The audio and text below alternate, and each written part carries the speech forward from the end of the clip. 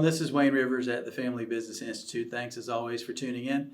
Don't forget about our Contractor Business Boot Camp coming up on February 18th.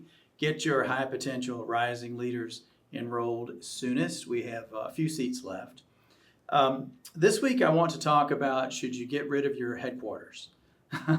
Sounds crazy, I know, but the pandemic of 2020 and its lingering effects have caused disruption in lots of different industries, maybe the real estate business most of all. And there was a Wall Street Journal article in November of 2020 that basically asked the question, should you get rid of your headquarters? There were 4 companies that they talked about. Some were listed on the stock exchange, some were private companies.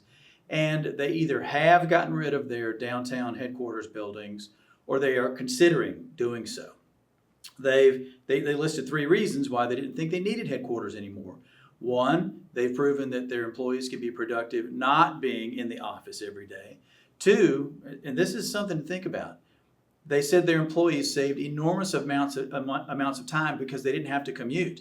So if you've got 100 people that come to the office building every day, you've got 100 people hours tied up in commuting, or who knows how many people hours tied up in commuting. And the third thing is money. Why spend dollars renting or leasing real estate that you don't genuinely need anymore? So things to think about. Now, the downsides of not having a communal office, how will that affect collaboration and teamwork? That's a legitimate question. And the second thing is, how do you onboard new people if you don't have a physical common space where everybody gets together? And how do you talk about vision, mission, and values in an empty room? I mean, it might ring a little hollow. So I guess my point is that this question is unanswerable. Should you or should you not do away with your headquarters building and space and go to all remote?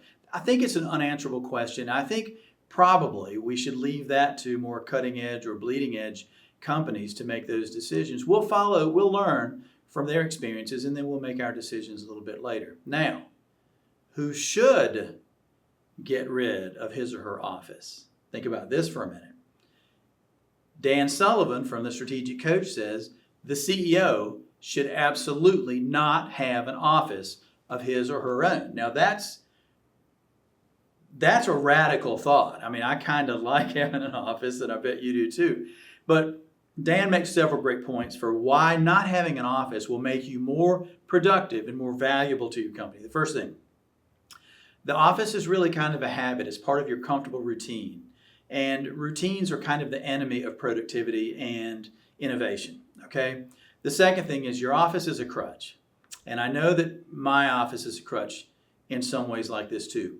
Having that office and getting in there and looking at your emails or reading articles that you've been meaning to catch up on can actually distract you from the high payoff activities that senior leaders ought to be doing. I know for me, I can say, I didn't have time to make those business development contacts today because I had so many emails and we had to shoot blogs and X, Y, and Z and all those things.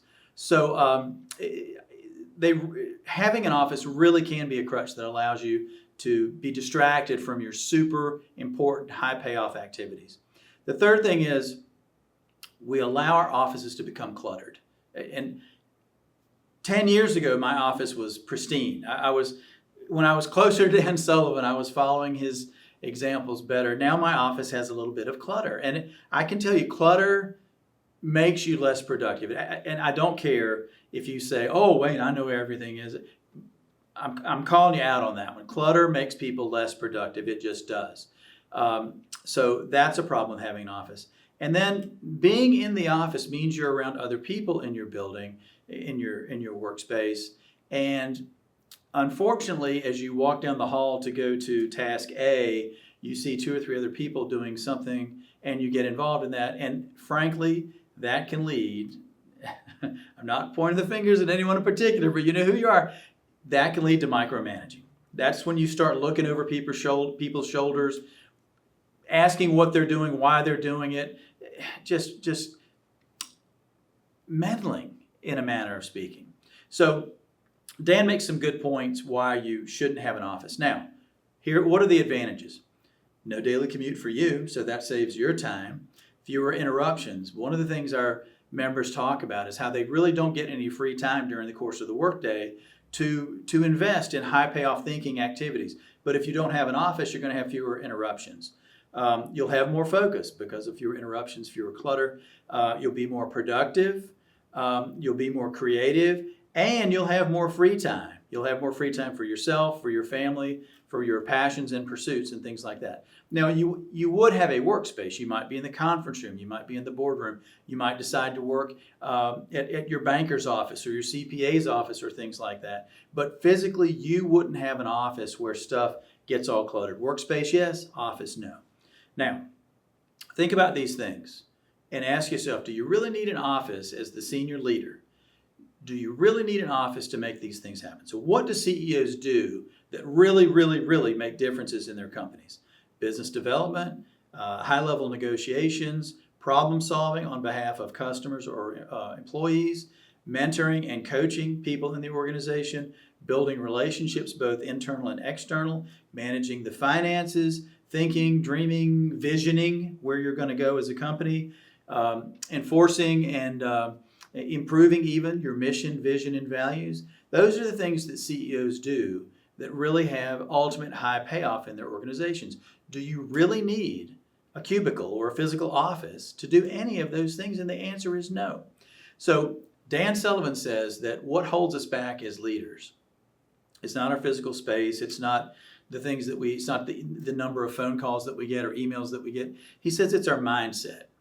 And if you really want to blow up your mindset and make 2021 a dramatically different year for you, get rid of your office. Get rid of your office for 6 weeks. Work out of the conference room. If you don't have appointments and you don't have specific things that cause you to physically be in the office, be somewhere else. Try it. 6 weeks. I would love to hear what you guys are doing when it comes to the no office solution. This is Wayne Rivers at the Family Business Institute. Thank you.